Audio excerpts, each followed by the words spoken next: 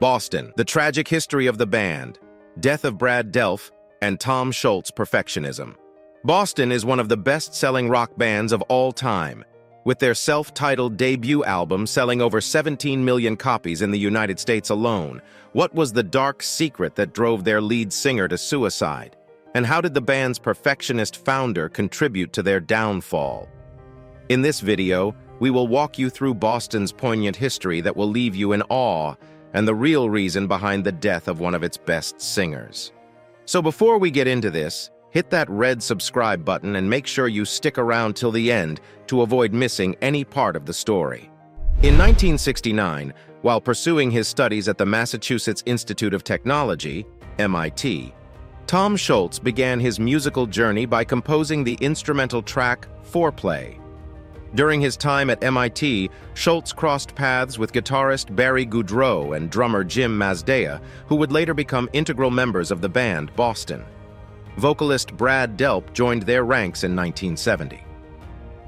After earning a master's degree, Scholz secured employment at Polaroid. He used his income to establish a recording studio in his home's basement and fund the production of demonstration tapes at professional recording studios.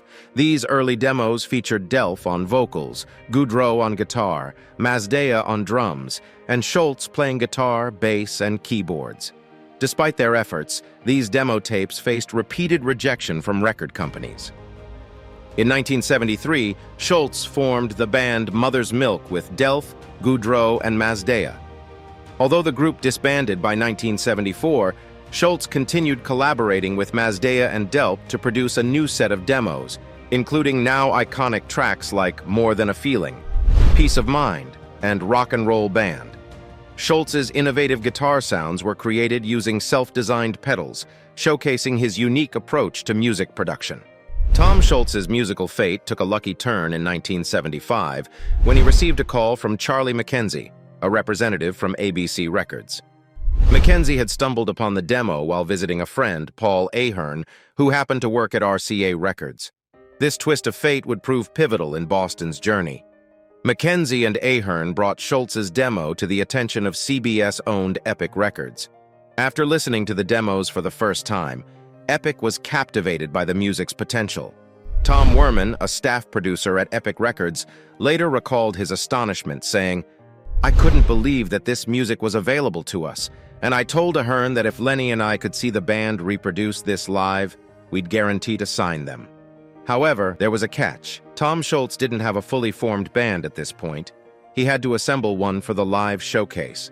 Working alongside Brad Delp, Scholz enlisted a group of talented local musicians, many of whom they knew from the Boston music scene. This makeshift lineup proved to be the key to unlocking their future success. After passing the live performance test with flying colors, Boston secured an astonishing 10-album deal with Epic Records. It was a remarkable achievement, but this was just the beginning of their journey. As the band started working on their debut album, Epic Records suggested that Tom Scholz should re-record the demos in a professional studio setting with an experienced producer at the helm. The label recommended John Boylan, who met with Scholz to discuss their approach. Scholz, however, felt that traveling to Los Angeles to re-record the demos would be an exercise in futility. Instead, he proposed a clever scheme. He would stay in Boston and meticulously refine the demos in his basement studio to create a more polished version. Meanwhile, the rest of the band would head to Los Angeles to work on new material, eventually becoming the song "Let Me Take You Home Tonight." Scholz's plan was ingenious, and it worked like a charm. He and Boylan struck a deal that not only allowed Scholz to stay in Boston, but also earned Boylan a producer credit. Epic Records was none the wiser, and with an album in the can, the band still needed a name. The album's producer and engineer suggested the name Boston, and it stuck. In 1976, Boston erupted onto the music scene with their self-titled debut album, a seismic success that sold over 17 million copies. It appeared to be the start of a legendary career, but the band's journey took unforeseen twists and turns, laden with legal battles, lineup changes, and personal tragedies. With their album soaring to success, Boston's attention shifted to touring. They shared stages with some of the biggest names in rock, including Foghat, Black Sabbath, and Blue Oyster Cult. While the tour brought joy to the band, it also stoked the record label's hunger for another album. Tom Scholz, however, felt that it was too soon to record a follow-up. Nonetheless, the pressure to produce new material mounted. Scholz reluctantly began work on Boston's sophomore album, Don't Look Back, which would see the light of day in 1978. Despite the album reaching the #1 spot on the charts and selling over 7 million copies, Scholz believed it was rushed, delivered a year later than the label had desired. Scholz, ever the perfectionist, yearned for the freedom to work on the album until it met his exacting standards, free from the pressures of a record label. However, the music industry operates on a different timetable governed by commercial demands and timelines. The subsequent tour to support Don't Look Back was grueling, spanning over 2 years and testing the band's endurance. Reflecting on that challenging period during an interview with Third Stage, Scholz admitted, "We had gone on a horrible tour in 1978 to 79. We played Boston songs and I loved playing on stage, but it was horrible. It was long, and when I got off the road, I wasn't sure that I wanted to ever go on tour again. Brad told me that he didn't ever want to go on tour, and I was going to hang it up and just record. I took a little time off after Don't Look Back.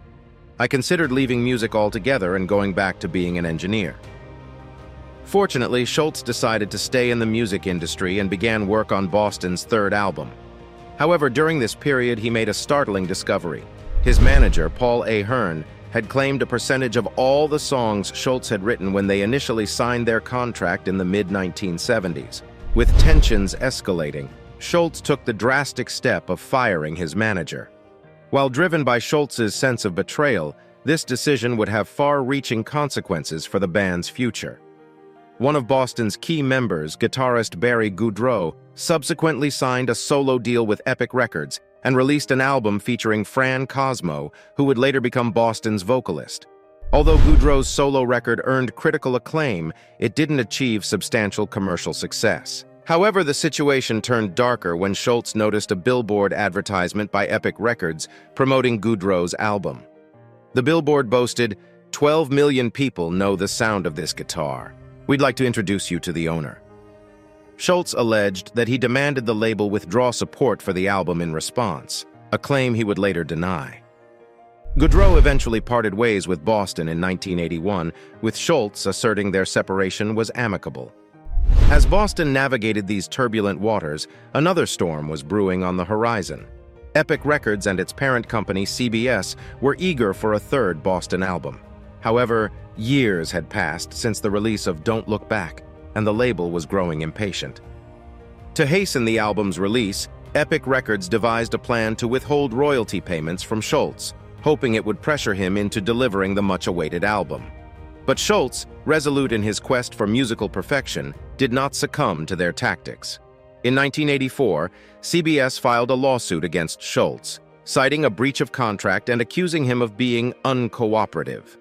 In response, Scholz countersued over unpaid royalty payments. In a protracted legal battle that spanned over half a decade, Scholz emerged victorious on both fronts. The legal battles left their mark, slowing the progress of Boston's third album. However, Scholz eventually signed with a new record label, MCA, putting the legal disputes with CBS behind him. But CBS, still nursing grievances, retaliated by suing MCA and issuing a cease and desist order. They demanded a substantial advance, claiming that for every album Scholz sold on any future Boston releases, CBS should receive 25 cents. As the 1990s arrived, Boston turned its attention to a new album. However, the path ahead would be anything but smooth. Scholz received a surprising blow when singer Brad Delp departed the band, choosing to join former guitarist Barry Goudreau's new venture, RTZ. This departure left a void in Boston, as Delp's distinctive voice had become integral to the band's sound. Before his exit, Brad Delp had co-written a song titled Walk On, which would become the title track of Boston's next album. Faced with the challenge of finding a new singer, Scholz didn't need to look far. He enlisted the talents of Fran Cosmo, who would step into Delp's formidable shoes. In 1994, Boston released Walk On, an album that featured echoes of their previous 3 records, melding classic and contemporary rock elements. While the record didn't soar to the top of the charts, peaking at number 7, it still achieved platinum status and produced the single "I Need Your Love." As Boston prepared to hit the road supporting Walk On, a surprising turn of events unfolded. Brad Delp, the departed former vocalist, rejoined the group. With two vocalists in the band, Delp and Fran Cosmo shared vocal duties, infusing the live performances with a unique dynamic. Scholz's business relationship with Artemis Records proved to be short-lived. In response to what he perceived as the label's failure to promote the album adequately, Scholz sued Artemis for $4 million, despite repeated assurances from the label that corporate America would be their highest priority. On March 9, 2007, tragedy struck the band Boston when their lead singer Brad Delp took his life at his residence in Atkinson, New Hampshire. His passing was a deeply saddening and shocking event. Police discovered his lifeless body in his master bathroom, accompanied by notes intended for those who would find him. The circumstances of his death were distressing, with 2 charcoal grills found in the bathroom fixtures and the door sealed shut with duct tape, a towel placed underneath. Authorities characterized Delp's passing as untimely and concluded that there was no evidence of foul play. At the time of his death, Delp was alone, and it was his fiancée who made the heartbreaking discovery.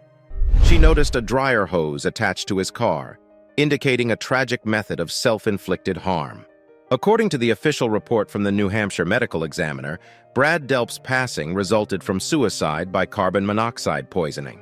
His final performance with Boston occurred at Boston Symphony Hall on November 13, 2006, during a concert dedicated to honoring Doug Flutie, marking a poignant end to his career with the band.